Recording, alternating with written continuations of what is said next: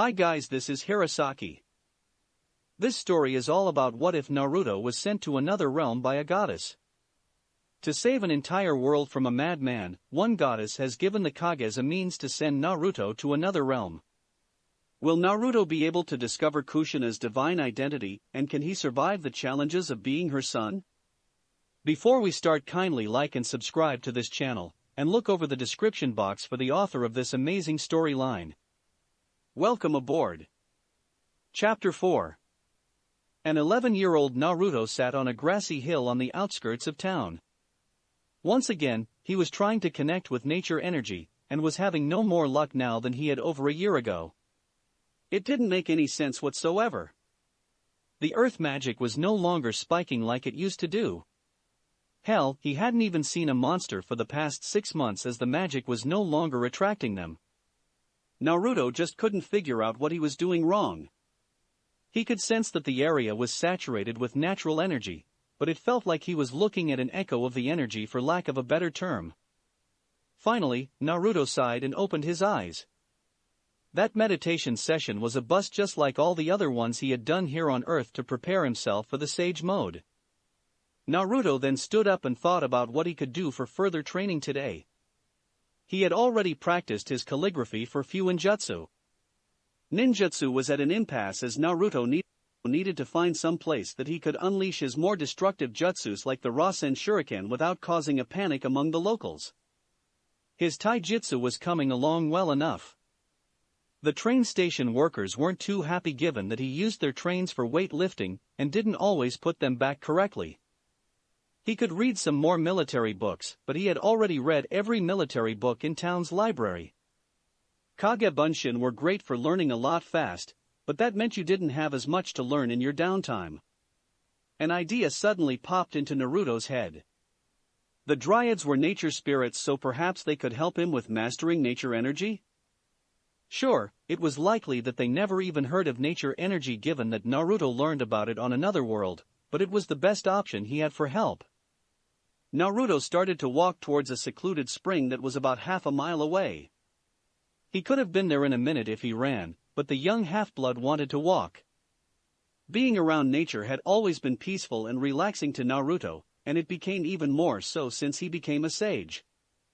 While walking to the springs, Naruto's ears picked up a familiar sound that he had never expected to hear again. It was the perverted giggling of a massive pervert, who was no doubt spying on some women. Naruto figured he should investigate since he didn't like perverts and beating one up always made him feel better.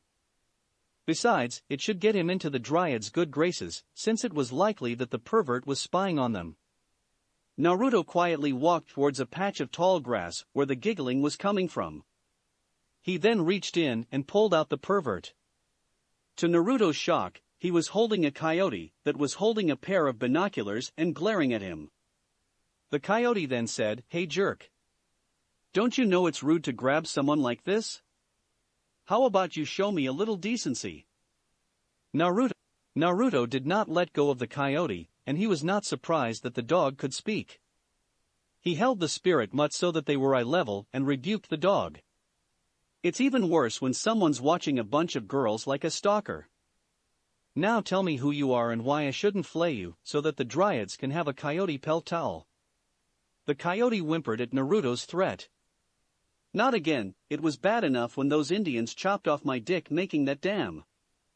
Do you know what it's like having to wait a decade to regrow your own dick?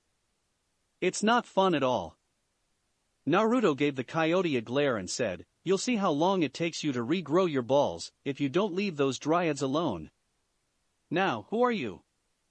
I don't recall hearing about a coyote in any bit of Greek mythology.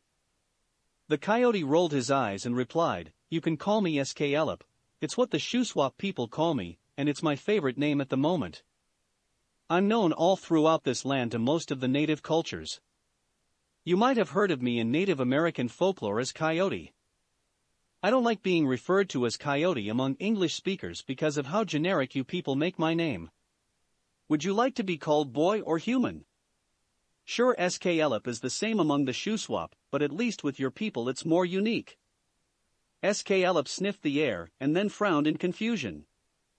He glanced at Naruto and looked puzzled for a second, who was also looking puzzled.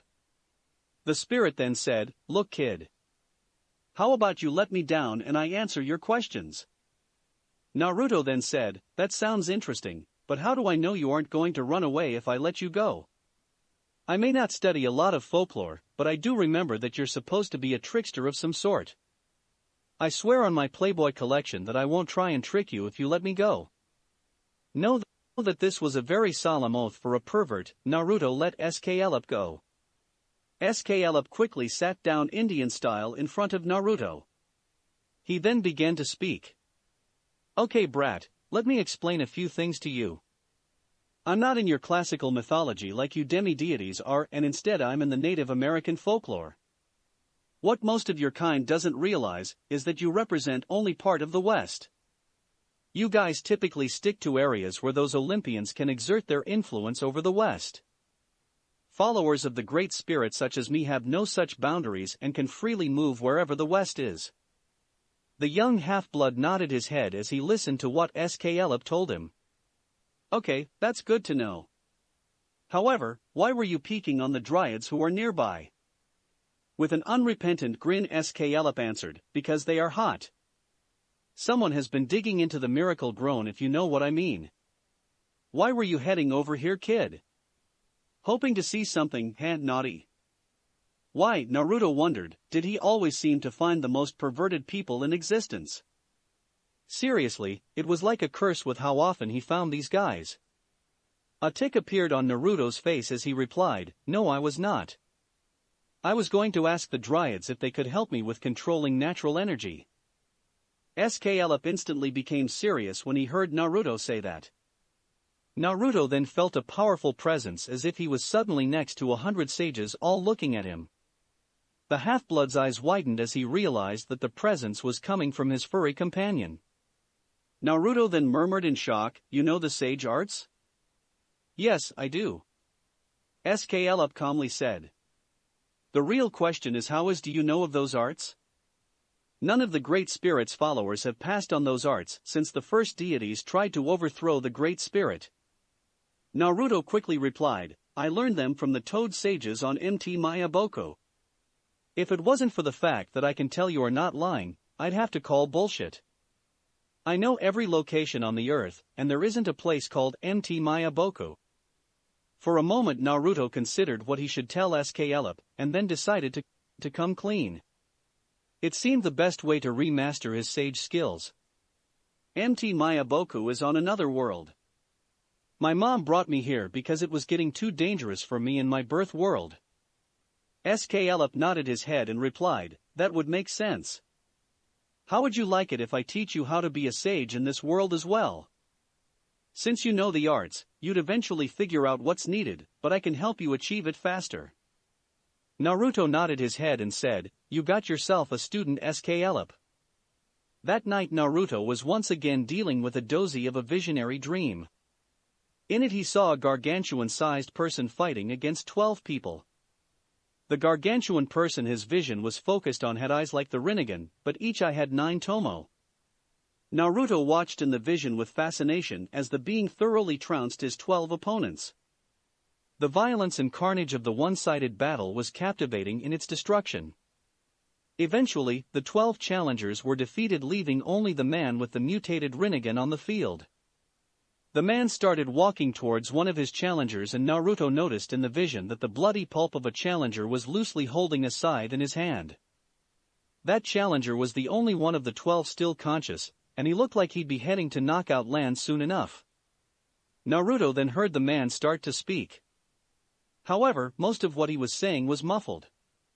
All the young half-blood could catch from the vision was curse, crooked, and children. Once the man finished speaking, he rose into the air. Naruto's vision was suddenly interrupted by his danger sense going off. Like any well-trained ninja, Naruto immediately awoke and lashed out with a fist towards the general direction of the danger. Something caught Naruto's fist, and instinctively he tried to twist his hand to get a grip on the object. Before his conscious mind realized the situation, Naruto lashed out with his other fist, which was grabbed as well. The last instinctive order Naruto gave his body, before realizing the situation, was to turn so that whatever was holding him would be flipped. Things didn't quite work out as Naruto's battle instincts had hoped. Naruto and his mysterious attacker rolled out of Naruto's bed and onto the floor of his room. By this point, Naruto's brain fully engaged to realize that he was wrestling with someone. From the feel of the form beneath him, Naruto figured he was dealing with a girl in the beginning stages of adolescence. Naruto was trying to figure out why this girl was in his room, and even how she got into the house. Before Naruto could ask what was going on, his auburn-haired assailant headbutted him. She used the resulting opening to flip them around so that she was on top. Naruto quickly regained his focus and forgot about wondering who his attacker was or why she was here. All that mattered at the moment was to force her into submission, so that he could get some answers without being attacked. The duo's battle quickly devolved into a no-holds-bar grappling contest, with the couple rolling back and forth on floor, each one trying to make the other submit. The duo's constant thumping on the floors and the occasional thud against the walls quickly got Ms. Frizzle's attention. She rushed to Naruto's room with a spear in hand and opened the door. Her eyes widened in shock as Naruto and the young woman continued their wrestling match. The duo was so focused on trying to beat each other that they never noticed Ms. Frizzle's arrival. She quickly noticed the auburn hair and the now disheveled silvery outfit of Naruto's attacker. Naruto and his companion both tried to headbutt the other during a roll and accidentally locked lips. A faint blush appeared on Ms. Frizzle's face as she quietly closed the door and returned to her room. When Ms. Frizzle got to her room, she put some earplugs in her ears and then put on some noise-canceling headphones. If Artemis wanted to fool around with the young man, she had almost certainly pledged herself to thousands of years ago. Who was she to argue? Once Artemis's lips touched Naruto's, her temper erupted. How dare Hera's brat takes her first kiss like that? First Naruto tries to punch her lights out when she came to read his mind, and then this indignity happens. Why, you little punk? She hissed out in rage as she lost control of her temper and started to pour more of her divine power into their scuffle so she could end it.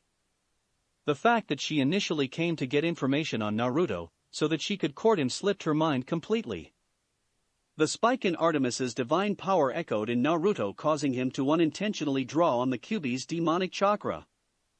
Instantly the house was flooded with a dark and dominating presence as the chakra cloak started to form around Naruto.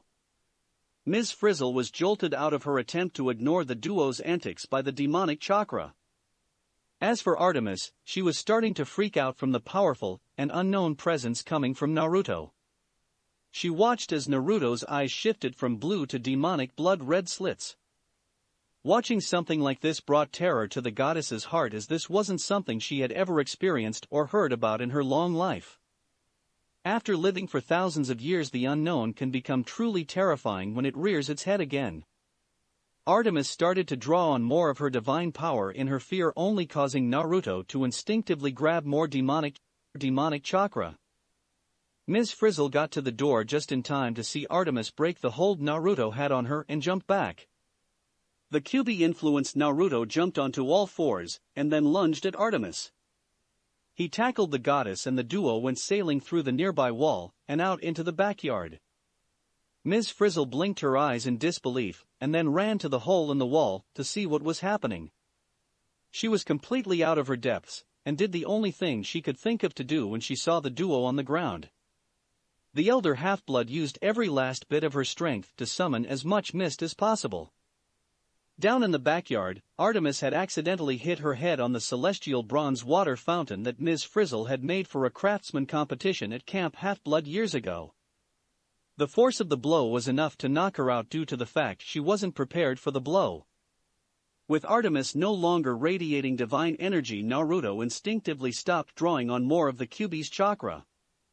That didn't do anything about the amount of chakra he was still drawing from the beast.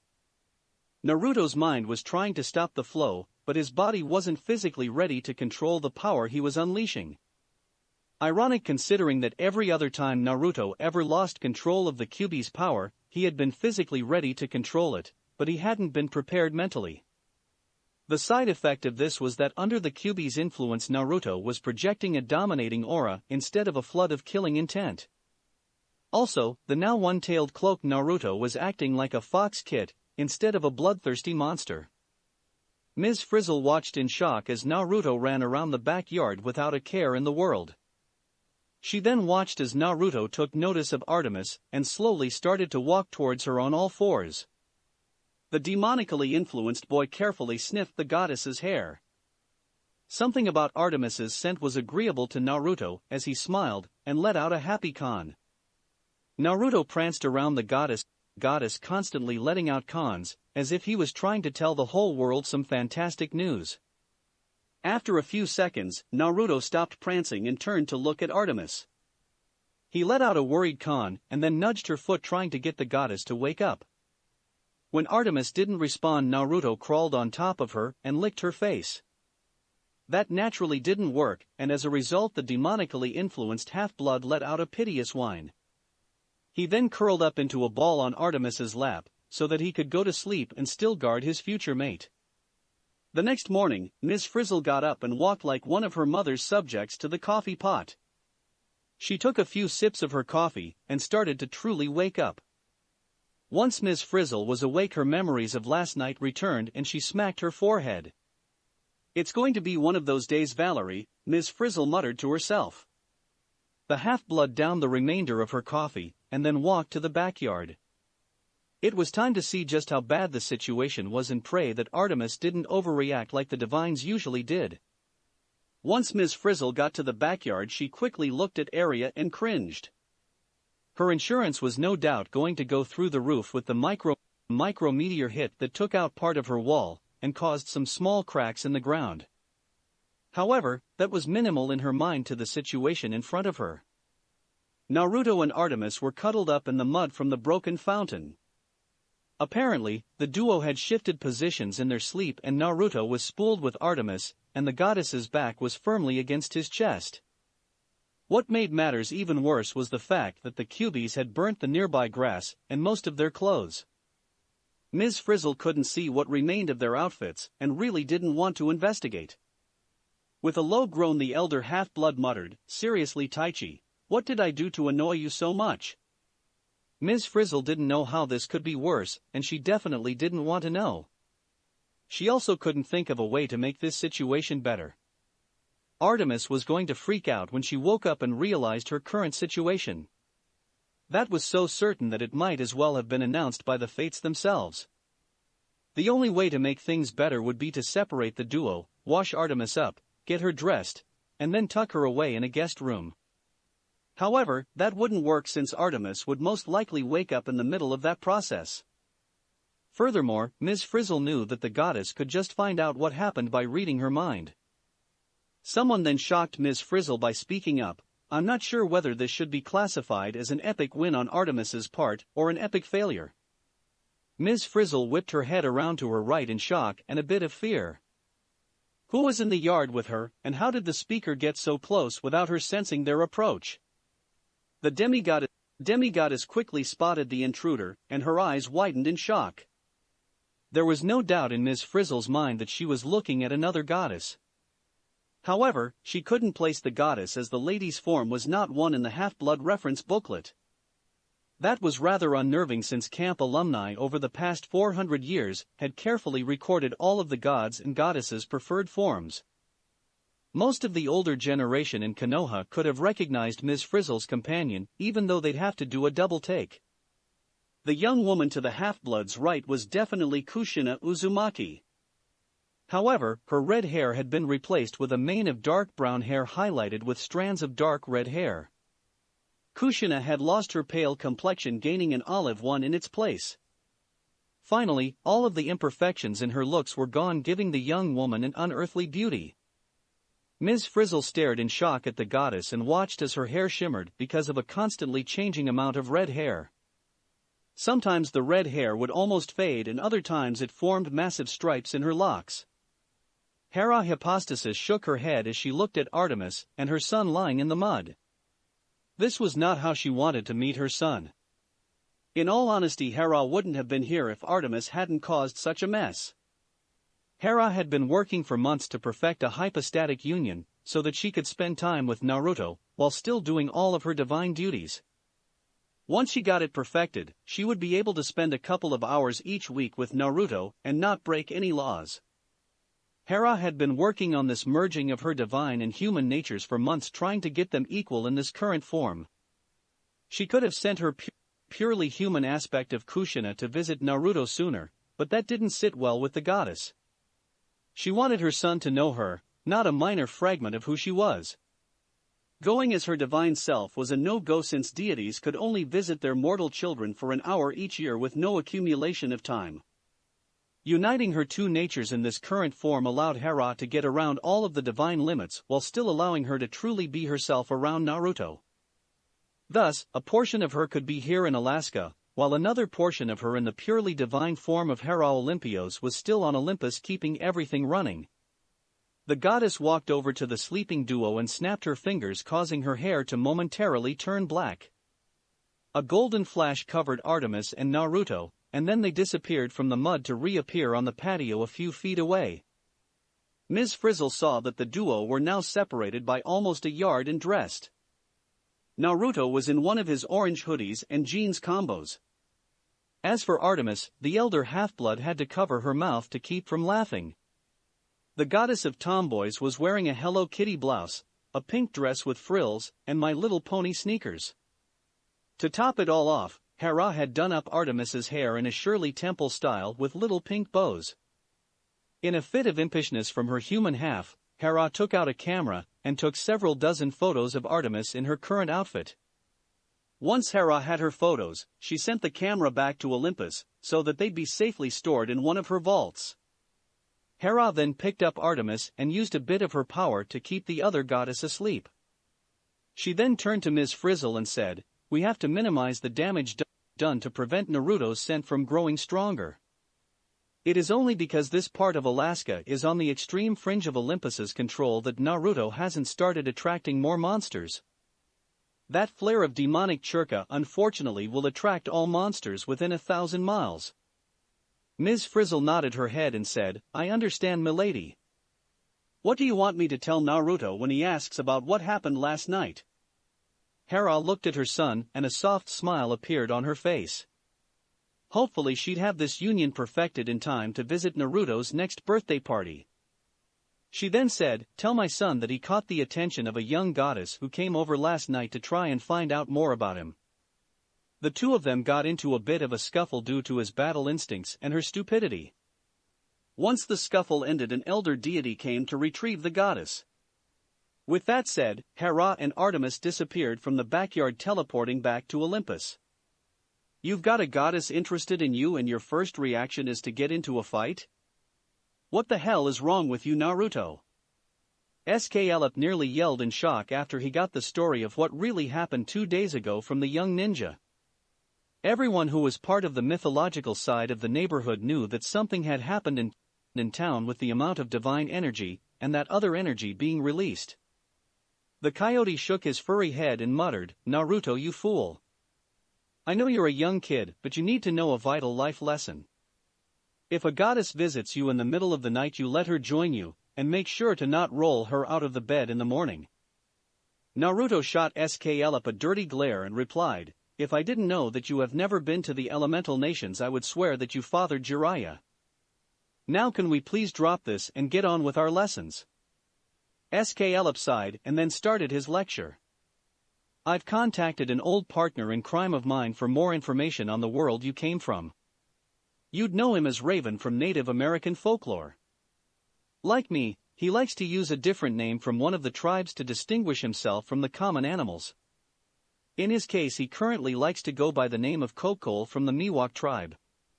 Kokol has the ability to visit different realms, and he has visited your world in the past. In fact, the members of the Raven clan of summoning animals in your world are his descendants. Now, thanks to Kokol, I know why you were having so much trouble trying to sense nature energy. Now, when we speak of nature energy, we are referring to a specific portion of the energy that is in nature. Specifically, you draw on the hard, firm, and aggressive aspects of nature, which could technically be called sage nature energy. In your world, those aspects are the most prominent parts of nature, so your sages just generically label them as nature energy. Sklepp then pulled out a notebook and put on a pair of reading glasses before continuing on his lecture. Okay, according to Kokol, these aspects needed to draw power for a sage are classified in your world under the concept of yang. On the other hand, the nature energy in the earth is prominently diffuse, yielding, and passive in its aspects, which make it easy to use for earth magic. These aspects are classified by you ninjas as yin. The fact that there is always some yang where there is yin and vice versa is why you feel a nature energy echo. You are in fact sensing the minute yang aspect of nature energy that resides in the land. Now there is a simple reason why the elemental nations and earth have different aspects of nature energy emphasized. In the elemental nations your land was formed by gods while the land on earth was formed by a goddess. Therefore, the land's natural energy is in sync with its creator's alignment of yin and yang. Naruto nodded his head and spoke up. That makes sense. So what we need to do is get me trained to pull nature energy from the sky instead of from the land. You're not as dumb as you look, Naruto, Sklepp said while raising an eyebrow in surprise. Given how you totally blew it with that goddess whose name you didn't even try to get, I figured you'd need to be hit with the clue bat. A tick appeared on Naruto's forehead, and he made a fist with his hand. Naruto ground his teeth together and yelled, "Will you drop that already? Why should I drop the fact that you made yourself the winner of the universe's biggest idiot contest for the year? That's it, Sklepp." Naruto pulled back his fist and tried to punch the coyote. Sklepp blocked the punch with one paw before giving his pupil a sarcastic smirk. The spirit jumped back and onto his rear legs, while holding his front paws in a defensive posture. Sklepp made a come-and-get-me gesture which Naruto eagerly responded to with an attack.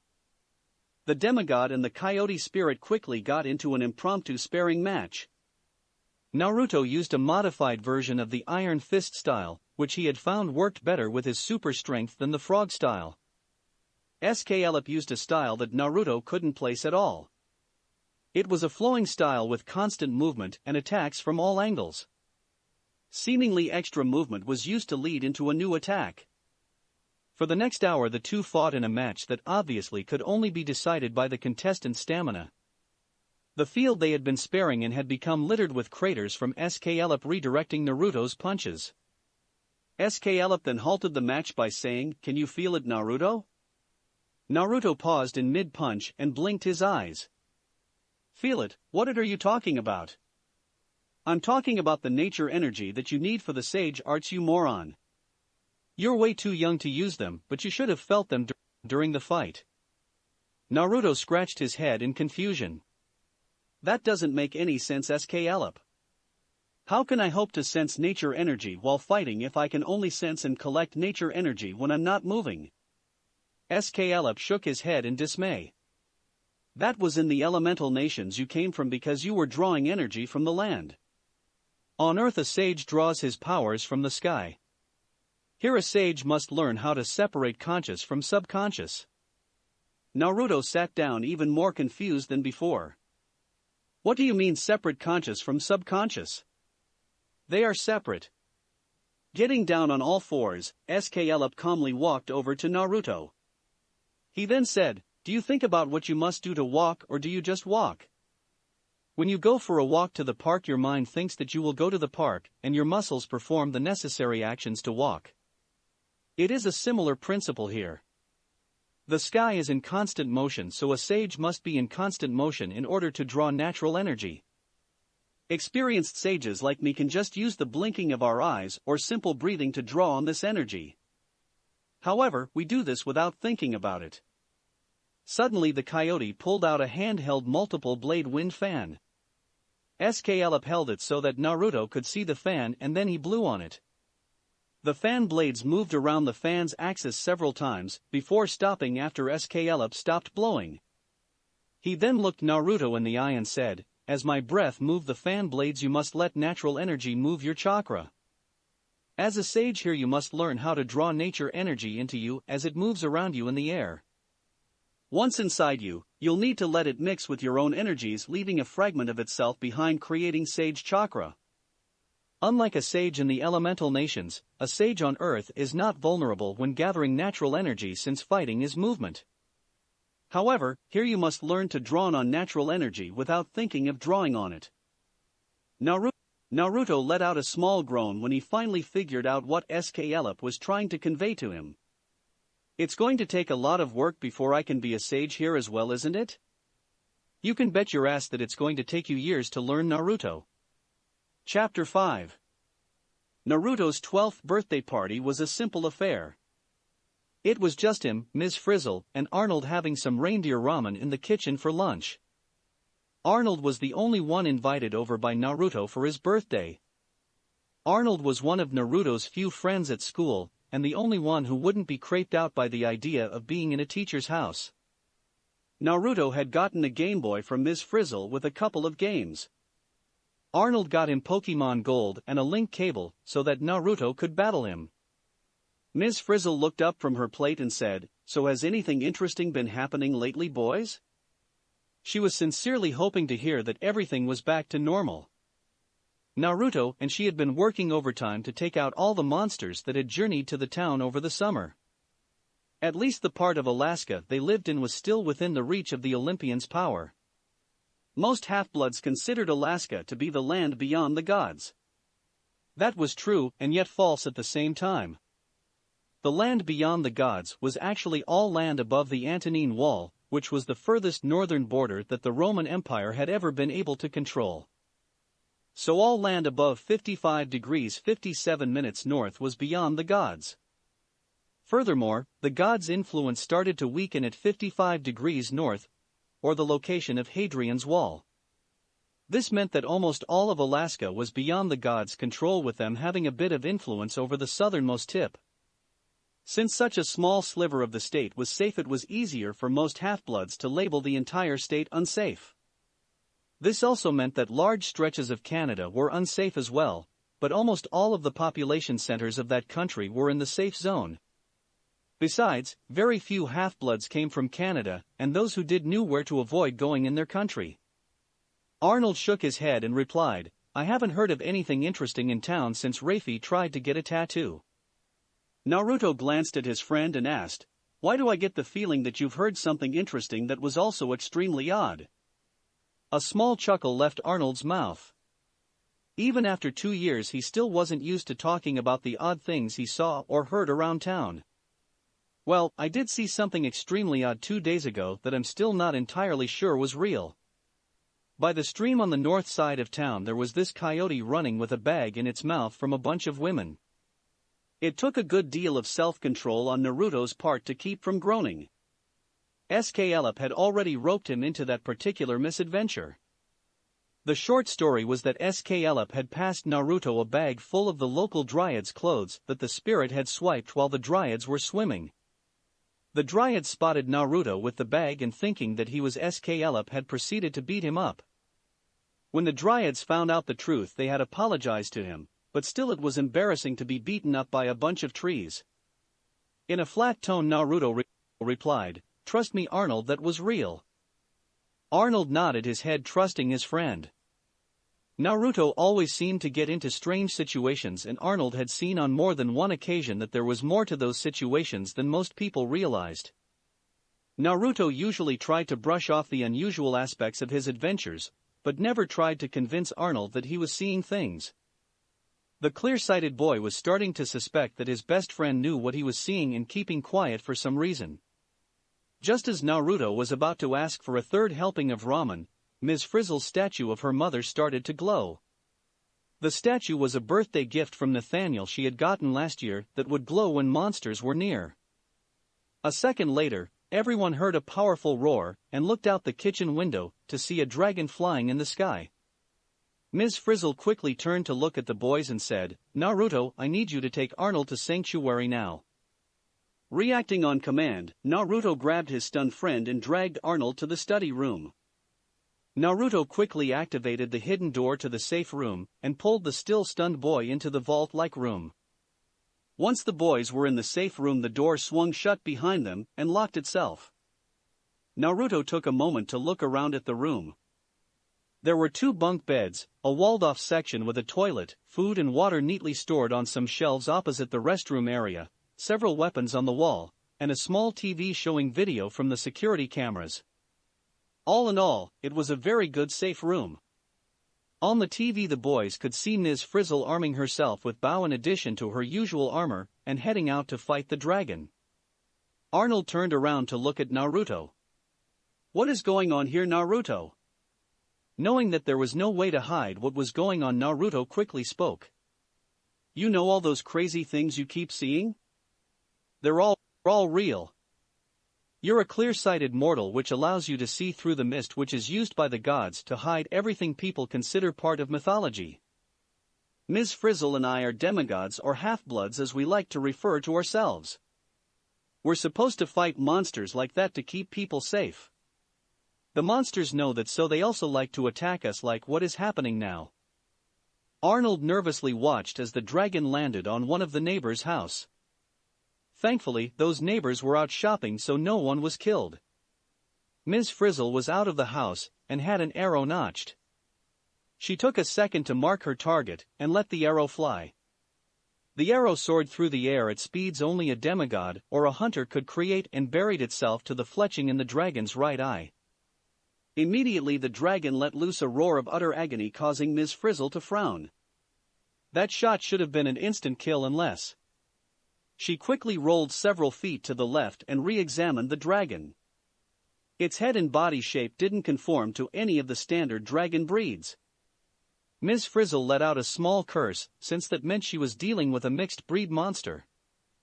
Those were never fun because you had no idea what traits they got from their parents. At least the dragon was bleeding profusely and was now half blind. Ms. Frizzle kept her calm and drew another arrow.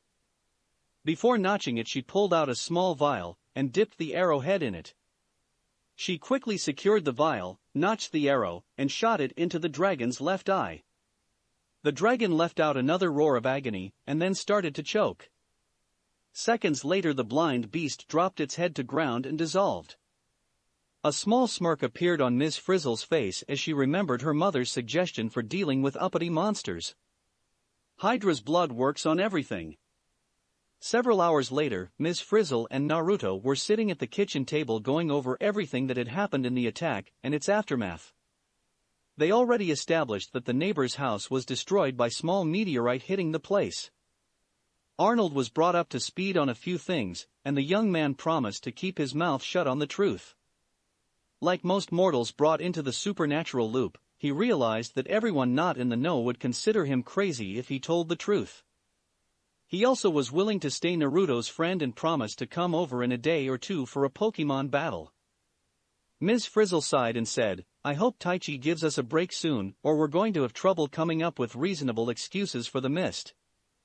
A voice from the hall then said, "You won't have to worry about Taichi bothering you for a while." Naruto and Ms. Frizzle turned their heads to see Hera standing in the doorway with her double-natured form under complete control. Hera smiled and said, "Taichi got some strange idea that a male half-blood who was under Artemis's general protection had too much good luck, and that luck needed to be balanced. She'll be off of you guys' backs unless she wants Priapus as her husband." Naruto felt a warm stirring in his heart when he looked upon Hera. He upon the goddess feeling a peace and joy he had never felt before that warmed him all over. Nervously and hopefully Naruto asked, "Mom?"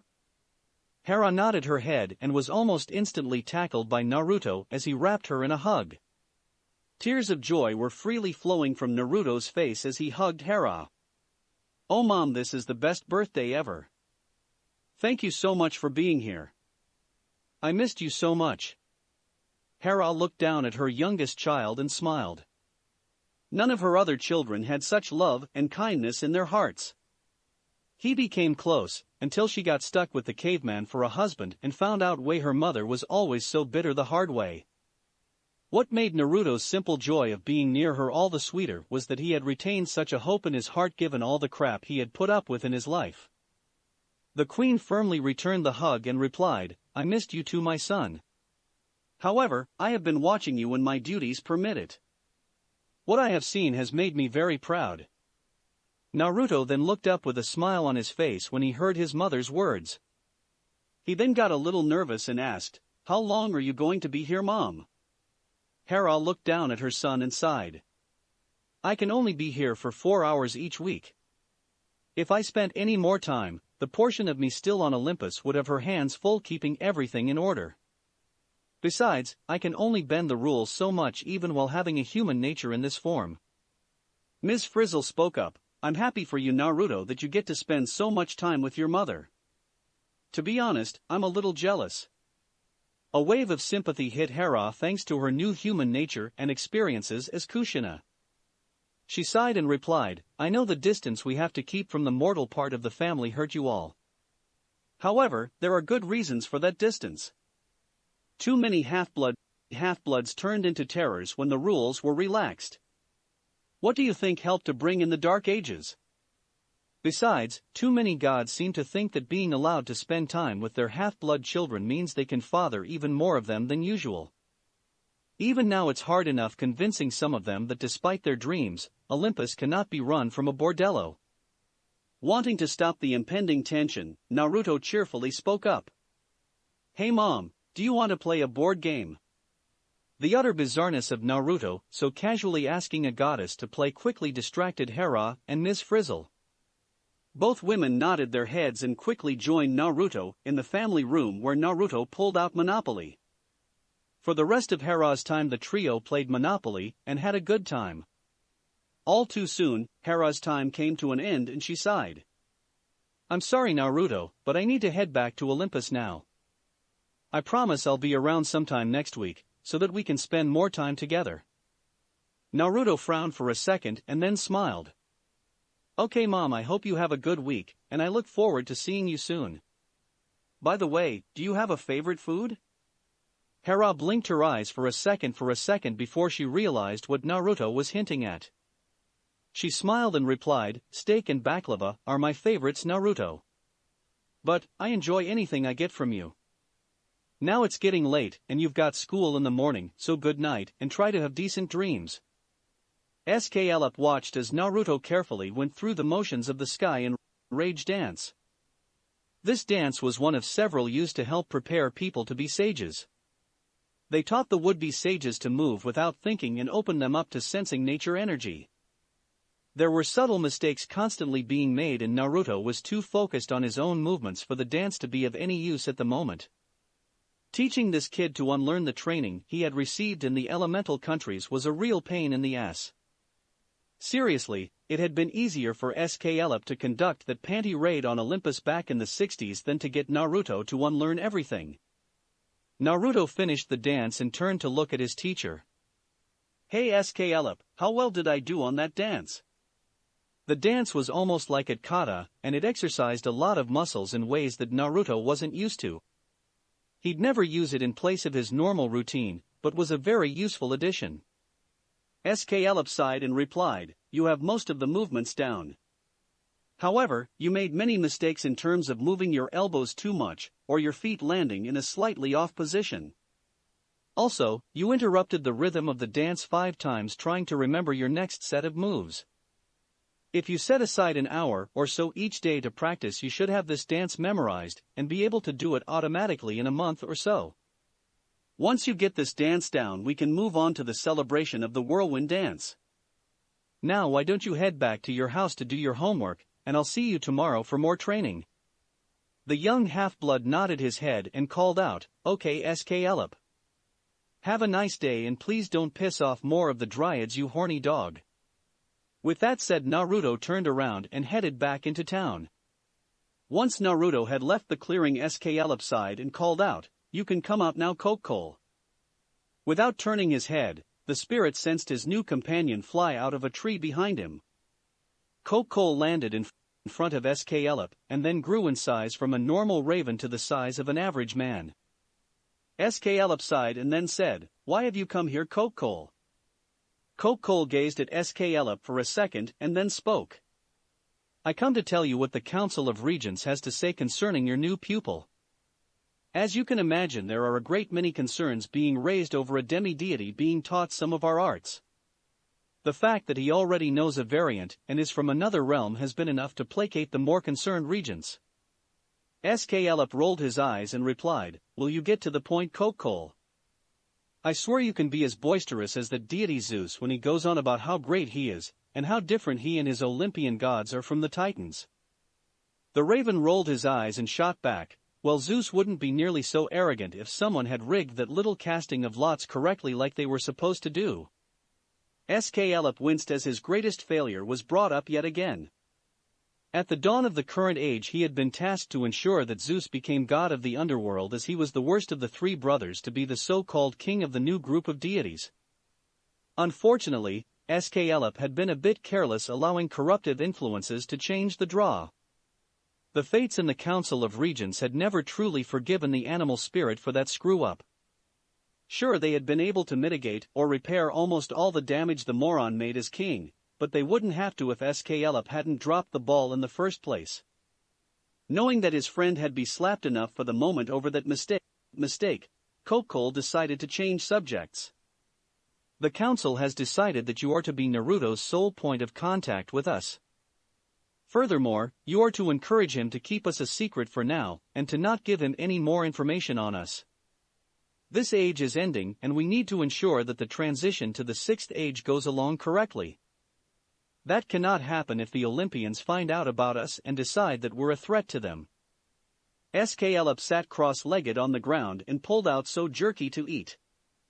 He took a quick bite and then spoke. "Look, I know that I'm not the council's favorite guy, but aren't we going to have to fight the Olympians anyway? I mean, those brats aren't exactly going to say to their successors our time is over, so have fun while we go on retirement. Furthermore, just who the hell is supposed to be running the sixth age if things go correctly? I know that it's likely the Titans or the Giants, if the Olympians make it past round one, will take over if things go wrong. But who's supposed to be running things if all goes right?" With a shrug of his wings the Raven messenger replied, "I don't have a clue. The Great Spirit left instructions about this age in his codex. However, only the Fates can translate the text, and what they have translated is confusing as hell to the council. We know that a subset of the Olympians is going to be part of the Sixth Age's ruling court, but no clue as to who or what their roles will be. We don't even know who the prophet is that is to herald the new age. The council's current guess is that he'll be the savior of Olympus talked about in that great prophecy that has the Olympians in such a twist. Of course, we are still open into other interpretations." Sklep nodded his head, agreeing with his old friend. To the spirits, prophecies were neither something to be feared or to be embraced. They simply were advice, and you shouldn't try to prevent or control them. Sklep then started to talk about lighter subjects with Kokol. The two old friends chatted for about half an hour before Kokol had to leave. Getting to Camp Half-Blood could be either extremely easy or extremely hard for a young half-blood. If you lived nearby and your guardian knew where to go, it was very easy. On the other hand, if you lived on the other side of the country and were on the streets by yourself, it was best for you to start praying for mercy. For his first trip to Camp Naruto fell somewhat more towards the easy end of the spectrum. Ms. Frizzle wouldn't be accompanying Naruto for the trip since she had obligations in their hometown. However, Ms. Frizzle did buy Naruto a plane ticket to Richmond, Virginia, and a train ticket from Richmond to New York City. Zeus had given half-bloods some travel rights through the skies after mortals invented hot air balloons, and even more after the invention of airplanes. Actually, it was more like the king had been forced to give the half-bloods those rights as Poseidon threatened to summarily sink any ship carrying a child of Zeus, while Hades would have them automatically thrown into the fields of punishment. The first 100 miles around Olympus were a strict no-fly zone except on a Pegasus. Half-bloods could fly within a radius of 1,000 miles of Olympus without trouble if they first offered Zeus a sacrifice. There were no obligations for a regular half-blood to fly if they were flying past the 1,000-mile limit. Children of Poseidon and Hades had a 200-mile no-fly zone, and were expected to offer a sacrifice to Zeus if they were flying within a 2,000-mile radius of Mount Olympus. Depending on where a half-blood's family was, the half-blood could fly into either Richmond or Boston, and then take a train to New York where camp security would pick them up at the station. At the moment Naruto was calmly sitting in his seat on the train with his kanabo resting by his side and his backpack with his suitcase in an overhead bin. Naruto wished that he could have carried his supplies in a sealing scroll, but that would look too suspicious. Instead, he kept his spare weapons sealed on his jacket. The kanabo was out for easy usage if Naruto was attacked by a monster. Most people didn't question Naruto about the weapon since he was once again using the mist to make it look like a baseball bat. Every once in a while someone would ask Naruto why he had a baseball bat, and the young ninja simply replied that he was on his way to baseball camp. Part of Naruto had been concerned that the train he was on would be attacked by monsters. According to his mother, the part of a demigod's scent which monsters homed in on was their chakra signature. Naruto had been able to use his clan notes to make a seal to reduce his chakra signature and thus weaken his scent. He recalled hearing that Anbu had a jutsu to mask themselves from sensors and figured it was something similar to a seal. Fortunately, Taichi had decided to cut Naruto a break and his train pulled into the station without any problems. Naruto quickly gathered his stuff and casually held his kanabo in one hand while it rested on his shoulder, and he carried his suitcase in the other hand. There was no way this half-blood was going to chance Taichi's whims changing even with his mother's threat to the goddess. Naruto casually made his way through the train and stepped out onto the station. Naruto blinked his eyes for a second to adjust to the light as he moved away from the platform. He sat down at a nearby bench and tried to sense his surroundings. While all Uzumaki were sensors to some degree, Naruto wasn't particularly gifted at that art and got a headache from the large crowd.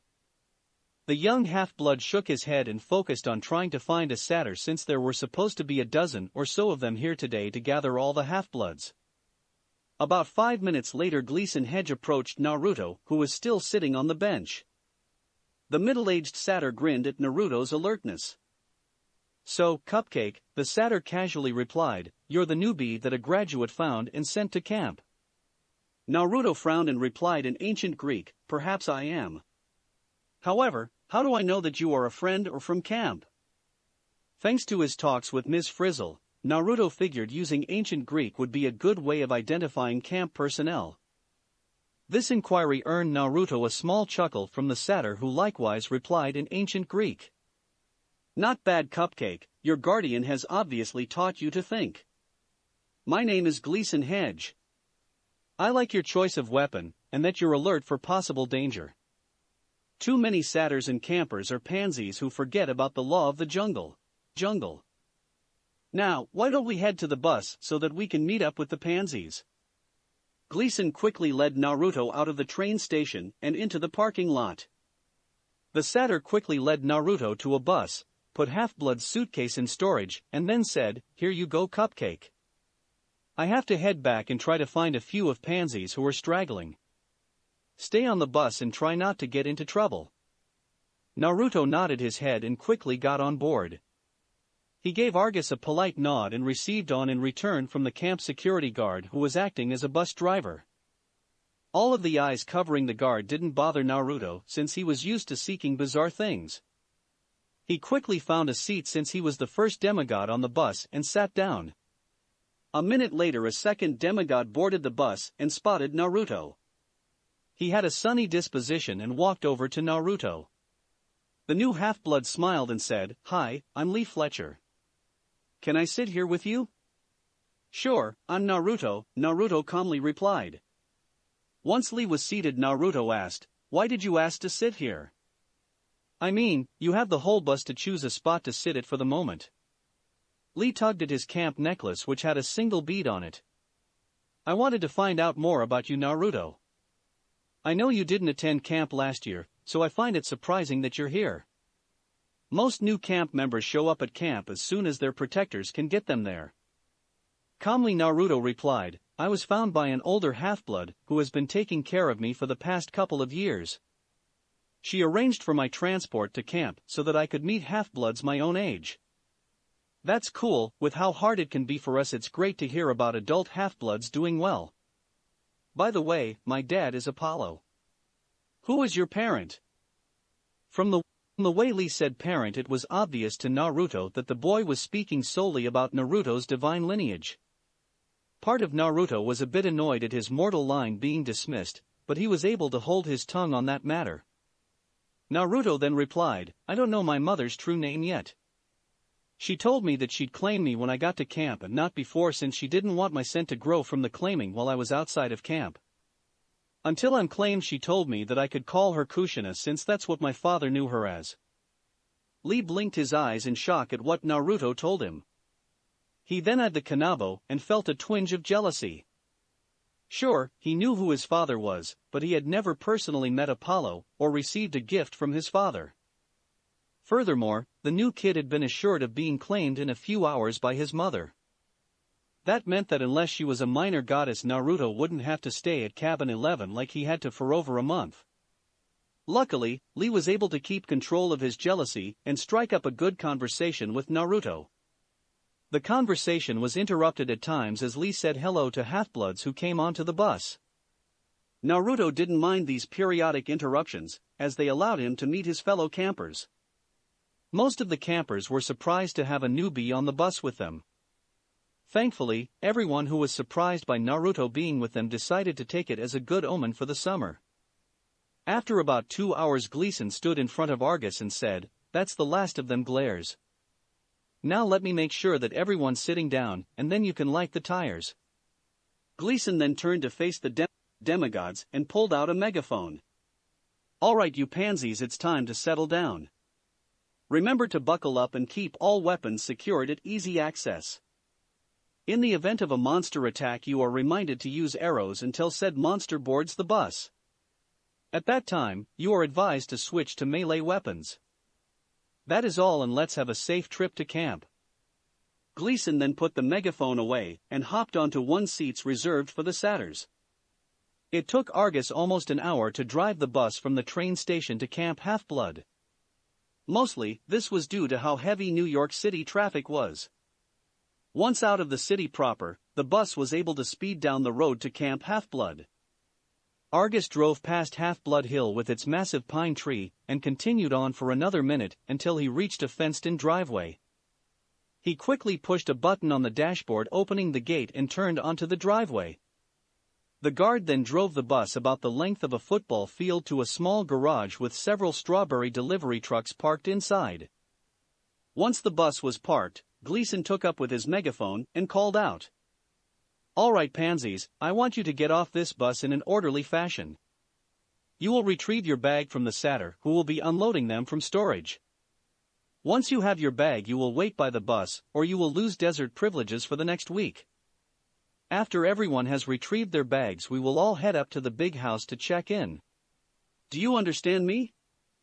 There was a round of "yes sir" from the half-bloods as they quickly ran off the bus.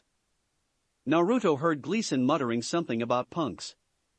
He couldn't stay to ask Gleason what he was talking about because of the other campers pushing to exit the bus. Once Naruto was out of the bus, he had to wait the longest to get his suitcase, since his was buried by all the others. Eventually, a young satyr named Grover handed Naruto his suitcase, before the young nervously walked away. Gleason was now at the head of the group and he called out, "Alright pansies, follow me to the big house."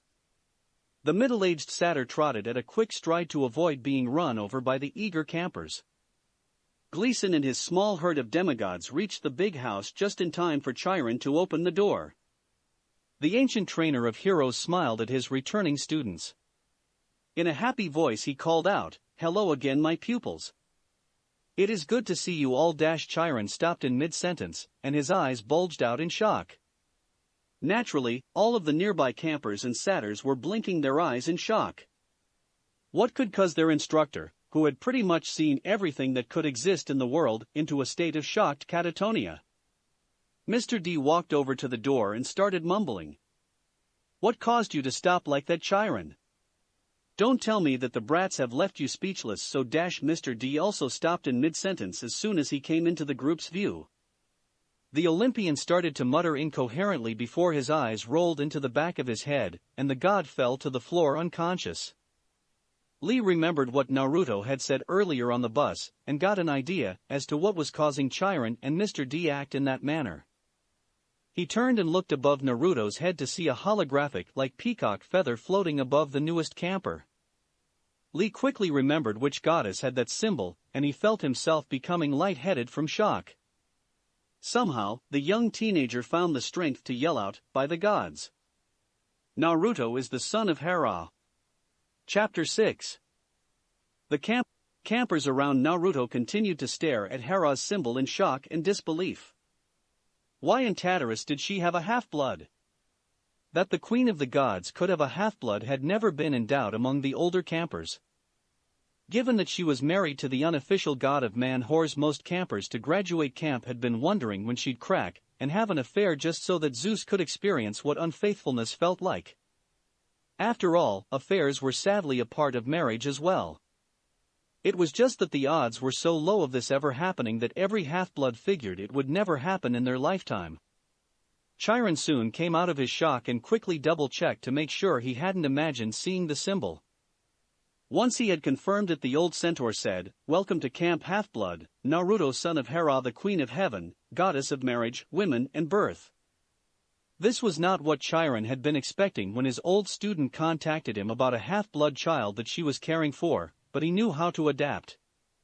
It was a good thing that Chiron was taking charge of things as he led the other campers in the respectful bow in respect to the half-blood's parent for making the child's lineage known. Mr. D had come to when Chiron started the traditional announcement and thanks. The Olympian had to hand it to Chiron with how smoothly he recovered from the surprise. He decided not to say anything, and that the current situation required extreme measures. Mr. D walked over to a wall, opened a hidden door revealing a safe.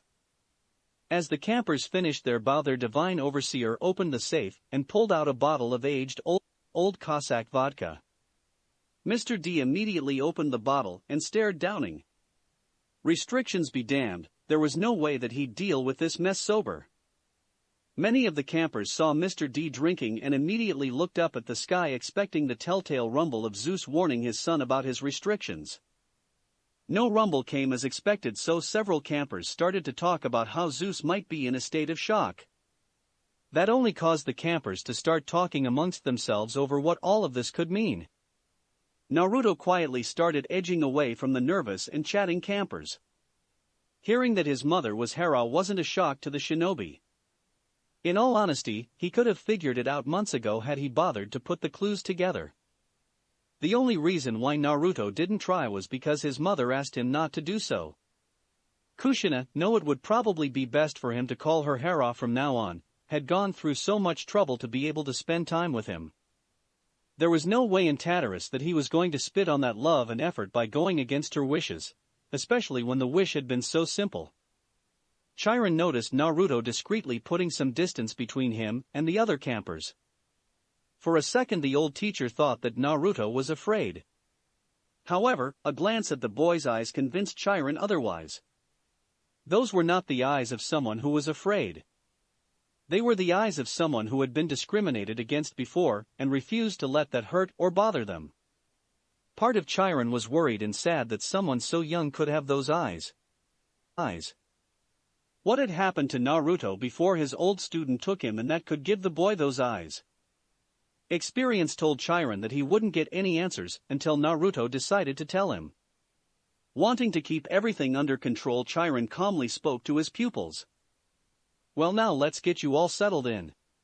Children, please head to your cabins. Some of you will need to resort sleeping arrangements in your cabins with your counselors, as we've received over half a dozen new campers since the end of summer. Naruto, you will be coming with me since you're new to camp, and you don't have a cabin mate to show you around." None of the campers argued with Chiron when he told them to go to their cabins. Besides, this would let them tell everyone about what they had just witnessed. Chiron waited for the other campers to leave before approaching Naruto. Once the other campers had left the big house, Chiron smiled and said, "Please follow me, Naruto, so I can show you around the camp." The teacher and new student calmly walked out of the big house, letting Mr. D move on to his second bottle of vodka in peace. Once outside the big house, Chiron began an impromptu lecture for Naruto. This, as I'm sure you know, is the big house. We use it as the camp's headquarters, medical center, and if necessary, as a safe house. It's where all camp counselor meetings are held. As the only half-blood child of Hera, you are automatically the counselor for Cabin 2. Once our tour is complete, I will have a copy of the camp rulebook sent to your cabin, so that you will know the rules to enforce. Now before we begin this tour in earnest, I have to ask if you've noticed that you've used any unusual abilities. Every half-blood inherits some unique traits from their divine lineage. Some inherit certain traits stronger than their other siblings. Here at camp we try to keep track of those abilities, so that we can help you and other campers learn how to better use your gifts. Usually this doesn't need to be asked, as almost all divine traits are in the camp records.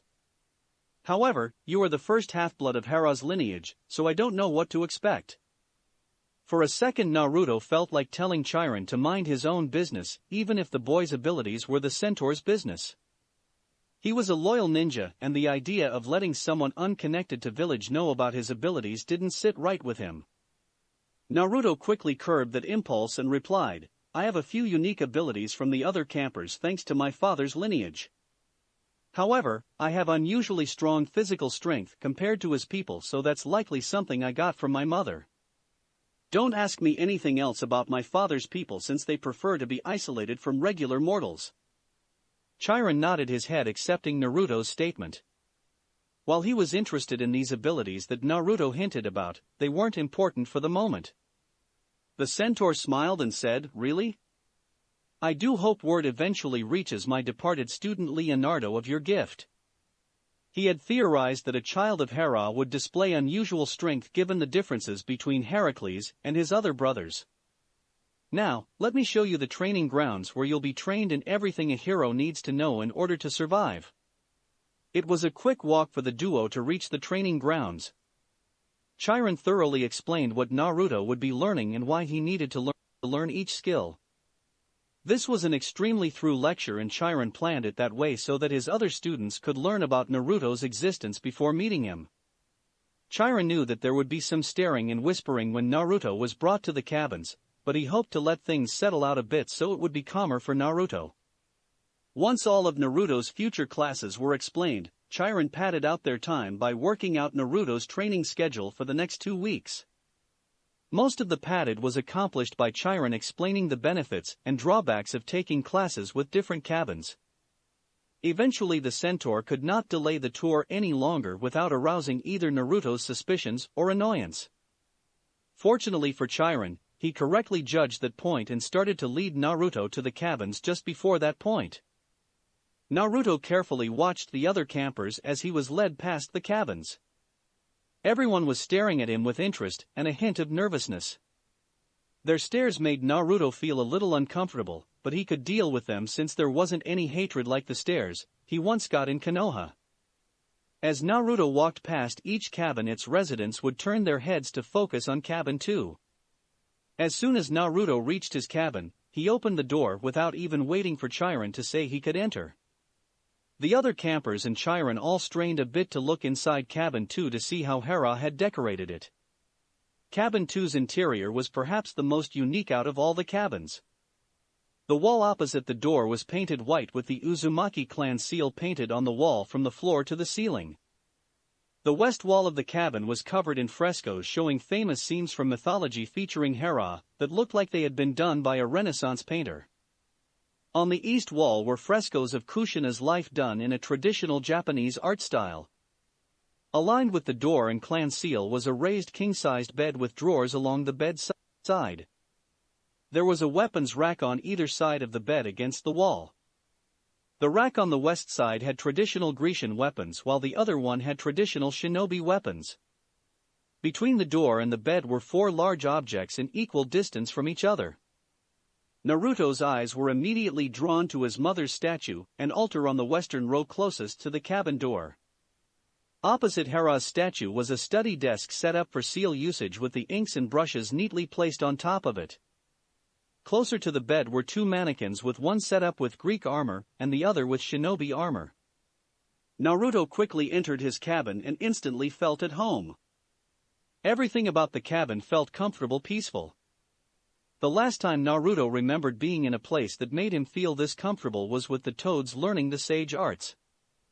Naruto turned around to smile at Chiron when he noticed some writing on wall with the door. On one side the writing was in Greek while on the other side the writing was in elemental kanji. Both texts had the same message written down: this is the cabin of the goddess Hera, whose mortal self is Kushina. Its purpose is to be a home for her youngest child and only demigod, Naruto Uzumaki. Up on Olympus, Hera was calmly sipping a pomegranate-flavored tea on the front porch of her palace while reading Pride and Prejudice. There was a slightly ominous aura around the mountain as the news of her claiming Naruto made its way among the minor deities. A small smirk appeared on her face as she read Mr. Darcy's rather rude first marriage proposal. Hera wondered for a second if the silence on Olympus was due to the fact that she had a half-blood or the fact that Zeus accidentally destroyed the roof of his palace with his master bolt. For a god who had over 5,000 illegitimate children, that she was aware of, he couldn't handle being on the other side of the situation. That Naruto wasn't illegitimate would probably send her dear husband into a coma. She'd have to let Zeus in on that fact once he woke up from his fainting spell. Hera was about to return her attention to her book when she felt an Olympian approaching her. The queen looked up from her book and towards the path to her temple. Artemis was running to Hera's palace as fast as the goddess could. The elder goddess calmly put her bookmarker in the book and set it down on a nearby stand. As soon as Artemis reached the palace's steps, the queen called out, "What took you so long to come here? I was honestly expecting to see you sooner than this, Artemis, after my son's claiming." To Hera's surprise, Artemis's eyes conveyed the look of a terrified deer and an enraged wolf at the same time. There was a pained and nervous tone to the huntress's voices as she demanded, "Why? Why did you claim Naruto now?" Hera's nostrils flared and her eyes started to burn with indignation. "Why did I claim Naruto now? Why by Tartarus should I have waited to claim him? The other gods and goddesses might want the ego boost of claiming their children when they do something that honors them, but I don't need it. Besides, I promised Naruto that I'd claim him when he got to camp, and I intend to keep my oaths." Seeing that the younger goddess had lost her steam, Hera increased the pressure on Artemis. "Let's just get to the real reason you're upset about Naruto's claiming. This isn't about some sense of fairness or whatever other flimsy argument you're thinking of using. Your problem with Naruto's claiming is that now everyone knows about his existence. More specifically, Aphrodite knows about his existence, which means she'll soon be trying to maneuver someone else to be his bride. After all, she's been simmering with rage over your bet these past 3 millennia. Artemis lost all of her anger and became as pale as a shade. The goddess of love's fury over the hunters becoming untouchable to her was legendary among the Olympians. Whenever Aphrodite thought about the bet, she became a vengeful bitch, and would calm down by planning the worst brothels in existence to sentence the hunters to if she ever got her hands on them. The phrase "hell has no fury like a woman scorned" had its origins with Aphrodite and her temper. The now terrified goddess whispered, "Why did it have to be so soon?" With a roll of her eyes, Hera replied, "I gave you 2 years heads up about Naruto's existence, Artemis. It's not my fault you wasted them moping about a problem you created. For the greatest huntress in existence, you can't trap the most common prey for a woman, the heart of a young man." The younger goddess recoiled as if Hera had punched her in the gut. Artemis knew the painful truth of Hera's words. She had wasted valuable time in trying to win Naruto's hand in marriage. After the incident, as she labeled her meeting with Naruto, Artemis couldn't get within 100 miles of Naruto without feeling overwhelmed by shame and embarrassment. She'd visit him next week was what she always told herself, and those next weeks had added up into months. Even now, just thinking of being married made the maiden goddess want to bolt. However, Artemis would not let Aphrodite get her hands on her hunters for the spiteful goddess's abuse. She looked up at Hera and firmly said, "Tell me everything there is to know about Naruto. What are his favorite foods, what games does he like, and what his dreams for the future? I need to know everything I can about him if I am to have a shot at winning his heart. I know you've been spending quite a lot of time with him in that double nature state of yours, so you must know what I need."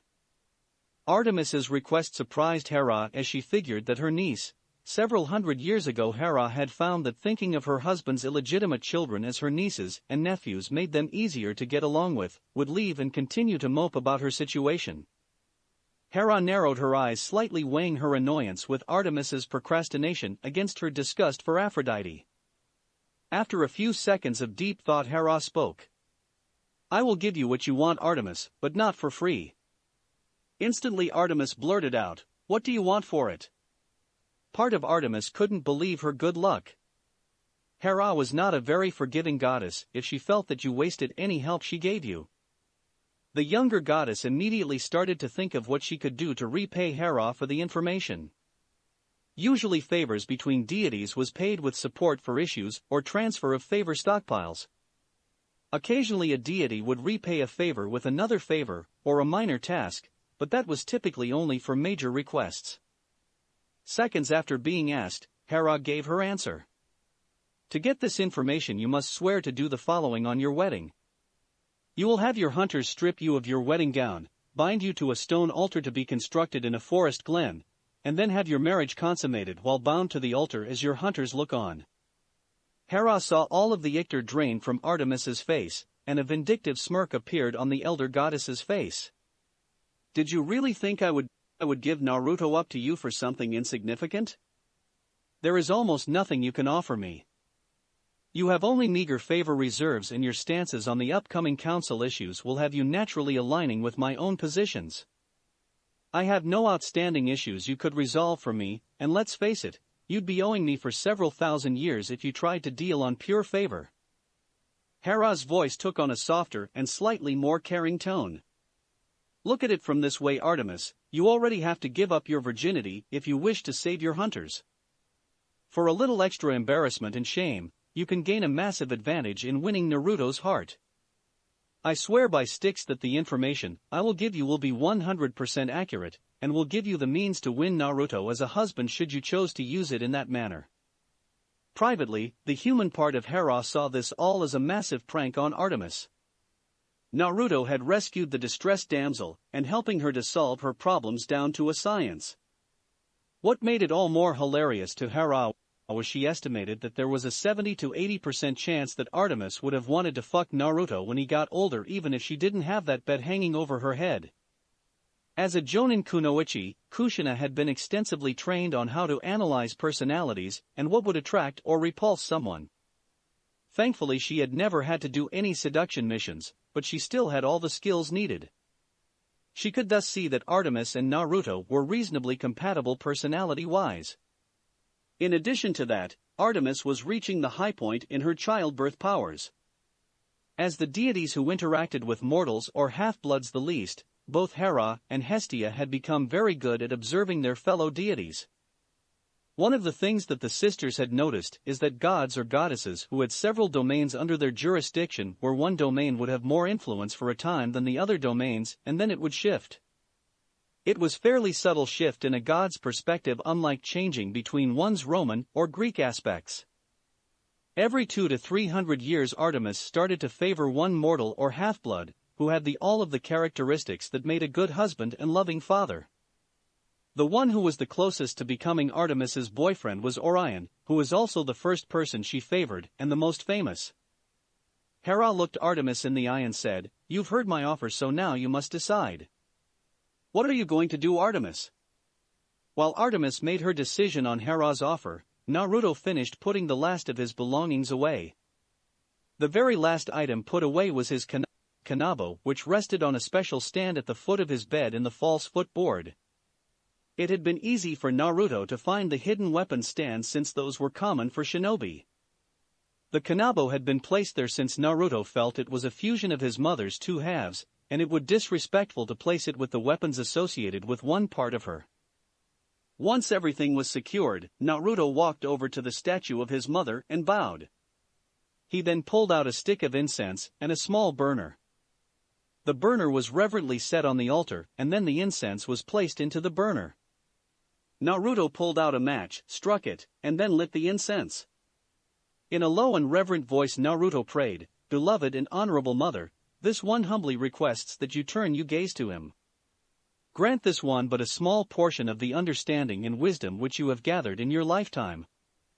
This one asks this boon not for glory, but to honor the clan and all who have come before him.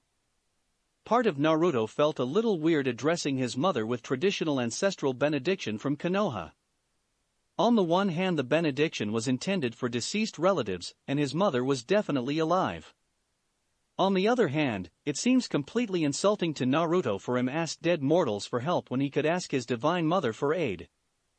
Ancestor veneration was almost as important as worshipping the kami back in the elemental countries. It would come as a shock to his old comrades, but Naruto knew all about how to show one's ancestors and the kami respect. He just hadn't put it into practice much since he didn't know about his lineage for the longest time, and he had also figured the kami were using him as a joke. Now that he was older and wiser, Naruto wished he had started showing more respect earlier in his life. A polite knock on the cabin door pulled Naruto from his self-reflection. He quickly walked to the door and opened it. At the door was a 10-year-old blonde girl with storm gray eyes holding a large book. The girl gave Naruto a curious glance and then said, "Hello. Chiron wants you to have this." She then handed Naruto the book, which a quick glance revealed to be Counselor's Handbook. Naruto gave the girl a small smile and said, "Thank you for delivering this to me. Could you tell me your name?" He might as well start trying to make friends here at camp. The girl smiled proudly and said, "I'm Annabeth Chase of Cabin 6. Naruto gave Annabeth a small smile and replied, "It's good to meet you, Annabeth. Would you like to come in?" Annabeth nodded her head, eager to learn more about Cabin 2. It was the only cabin which Cabin 6's library had no information on. Sure, there had been architectural notes on the cabin's exterior, but there was nothing about the inside of the cabin. Naruto stepped aside so that Annabeth could enter the cabin. She looked around and was confused by the decor. After a few moments of confusion, Annabeth turned to Naruto and asked, "What is with all of the Oriental themes? There's nothing in the stories of your mother connecting her to the Far East." Unable to stop himself, Naruto's face gained a fox-like grin. "There's more to my mother than what you hear about her in the old myths. After all, she is the only Olympian to be both divine and human." Immediately Annabeth blurted out, "That's impossible. A god or goddess can't become a human. If they somehow did that impossible transformation, then they wouldn't be gods anymore. Even when a hero occasionally is ascended to being a god like Heracles, they stop being human." Naruto shook his head and replied, "You misunderstand me, Annabeth. My mother isn't a human, and she isn't just a goddess anymore. She is both a goddess and a mortal. According to what she told me, she once was so angry that she accidentally split a part of herself off, and that fragment somehow became born as a regular mortal known as Kushina Uzumaki. She was distinct from her divine self, but still a part of her. Eventually, Kushina married and Hera willed some more of her essence into her mortal self so that she could have me. When Kushina died, that fragment of Hera returned to her divine self and brought her now mortal nature with it." Annabeth scrunched her face slightly as she tried to make heads or tails out of what Naruto had just told her. What he had told her didn't mesh well with what she had been taught by her siblings. She then remembered something interesting in what Naruto told her. "Your mother told you this?" "Naruto, our parents can't interact with us much because of how busy they are and some old rules." To her surprise, Naruto smirked. "I know that, Annabeth, and you're right that the gods cannot visit their children most of the time due to old laws. However, Mom can bend around that law by using her human nature. She can use her dual natures to get around the weaknesses inherent to each of them.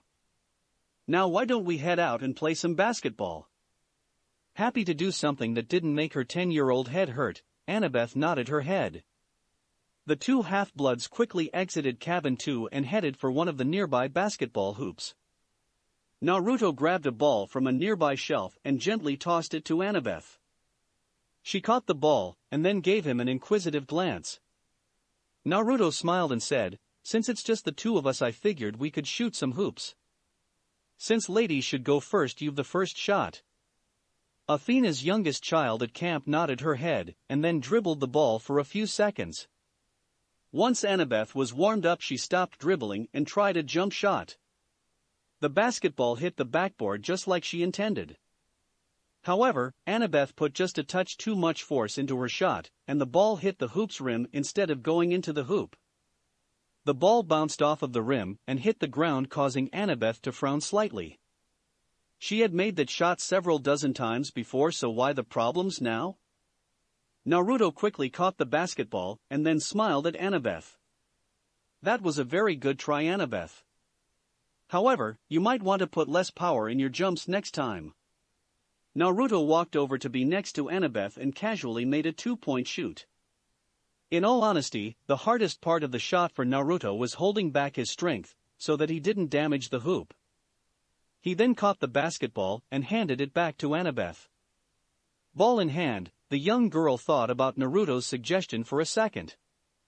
Annabeth made a second jump shot, jumping just a tad less than she had before. This time the ball hit the backboard and bounced off to fall through the hoop perfectly. Annabeth walked over to the basketball and passed it to Naruto. Thanks for the advice. How did you know I was putting too much power into my jump? With a smile, Naruto replied, one of my friends back up in Alaska loves making jump shots. He always had a problem after a growth spurt until he adjusted for increased size and power. Naruto would have said more, except that an aggressive voice yelled out at him, "Hey, new blood." He turned around to see half a dozen mean-looking teenagers that would have scared even the typical high school jocks into surrendering their lunch money. To Naruto, they were nothing on his threat meter, having judged their powers about what would be the typical high-end Genin abilities. The leader of the group was about 18 and decked out like an outlaw biker. There's a little initiation here at camp you need undergo. The tone of the speaker's voice and the nasty looks on the gang's faces that their little initiation was some sort of humiliation. Two of the older teens in the group went to grab Naruto, and they were sent flying by Naruto's punches. Naruto then calmly sent the remaining members of the troublemakers a blast of his killing intent, freezing them in their tracks. Naruto walked over to the group, grabbed their leader, and forced the teen to his knees. "You are scum, nephew." Several of the nearby campers whitened their eyes in shock at Naruto's announcement. Naruto increased the volume of his voice so that everyone could hear. "I had been told that my nephews and nieces in Cabin 5 had started to become bullies by my caretaker when she was in Camp Half-Blood. We had both hoped that you all would be more mature than your older siblings. However, it seems that you've only gotten worse. In my birth land there are few things more despicable than attacking your kin outside of training. Scums who did so were punished very severely." Naruto glanced at Cabin 5 and quickly scanned it with his mediocre sensor abilities. Sensing no one inside, a prankster grin appeared on his face. He then looked up at the sky for a second and mentally prayed, "Brother Ares, what I am about to do is not to disrespect you, but to teach your children a valuable lesson." Naruto then glanced at the still frozen campers and gave a nasty smirk. "As your uncle, I deem you all unworthy of the privilege of sleeping in your cabin. The duration of which will last as long as it takes you to rebuild your cabin." As soon as Naruto finished speaking, he slammed his fist into the ground. Immediately, a fissure split the ground in front of Naruto and raced off towards Cabin 5. Within seconds the war god's cabin was split in two, with the fragments collapsing to the ground. The fissure set off the landmines that the Ares campers had surrounding their cabin, with destroying the ruins even more. Once the last of the explosions ended, Naruto dusted off his hands and picked up the basketball. He then turned to gaping Annabeth and called out, "Hey Annabeth. Do you want to continue our game of hoops?" That's it for this reading. Hit like and subscribe for a free ticket pass going to the different worlds of anime fanfictions. Looking forward to having you on board again.